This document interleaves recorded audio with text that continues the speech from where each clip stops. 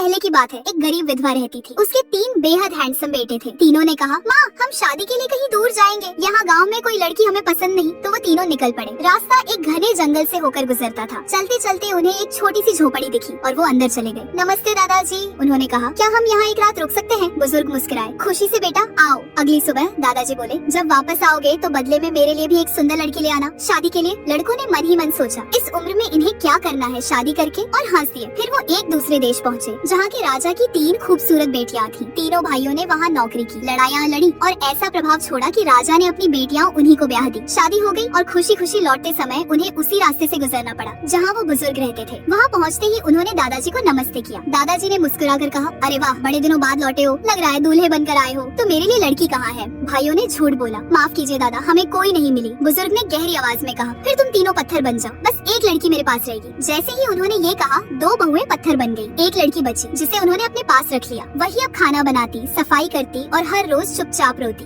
एक दिन दादाजी बहुत अच्छे मूड में थे। लड़की ने पूछा, आपने उन्हें पत्थर क्यों बना दिया? वो बोले, क्योंकि मेरा दिल खुद पत्थर का है। तो आपका पत्थर दिल रखा कहाँ है? बोले, बिस्तर की चादर के नीचे। दादाजी जंगल घूमने चले गए। लड़की ने फूलों का सुंदर सा हार बनाकर चादर पर रख दिया। वापस आकर दादाजी मुस्कुराए, ये हार क्यों रखा? वो बोली, सोचा दिल को थोड़ी खुशी मिले। दादाजी बोले, तुम बहुत भली हो, पर वो मेरा दिल नहीं। असली दिल तो एक बड़ी सी चट्टान के भीतर एक पंछी में है। जो कोई उस चट्टान को तोड़ दे और उस पंछी से मेरा दिल निकाल लाए, मेरा दिल वही वापस आ जाएगा। रात को लड़की सोच में डूब गई, कौन ऐसा कर सकता है? उधर कई साल बीत चुके थे। गरीब माँ अब बूढ़ी हो चली थी। एक दिन उसका सबसे छोटा बेटा, जो अब 12 साल का हो चुका था, बोला, माँ मेरे कोई भाई क्यों नहीं है? माँ ने रोते हुए सारी कहानी बताई। 3 बेटे शादी के लिए निकले थे, लेकिन कभी लौटे नहीं। लड़का बोला, माँ मेरा सामान बांध दो, मैं उन्हें ढूंढने निकल रहा हूँ। माँ ने रोते हुए उससे विदा किया। रास्ते में जब वह एक जगह खाना खाने बैठा तो बोला, जो भूखा हो आकर साथ खा ले। तभी जंगल से एक विशाल सिंगों वाला राम, बकरी जैसा जानवर, निकला। लड़के ने उसे भी खाना खिलाया। वह बोला, अगर जरूरत पड़े तो बुला लेना। लड़का चलता चलता उसी झोपड़ी तक पहुंचा जहाँ पत्थर दिल बुजुर्ग रहते थे। वहाँ सिर्फ लड़की थी। उसने दरवाजा खोला। लड़की ने पूछा, ये तो वो जगह है जहाँ परिंदा भी नहीं आता। लड़के ने बताया कि वह अपने भाइयों की तलाश में है। फिर लड़की ने पूरी कहानी सुना दी, कैसे 2 बहुएं पत्थर बन गई और बुजुर्ग का दिल कहाँ छिपा है। लड़का सीधा उस चट्टान की ओर बढ़ा। वहाँ जाकर वो बोला, काश वो ताकतवर राम यहाँ होता। और तभी वो राम प्रकट हो गया। उसने अपने सिंगों से चट्टान पर 2-3 जोरदार वार किए और उसे फोड़ डाला।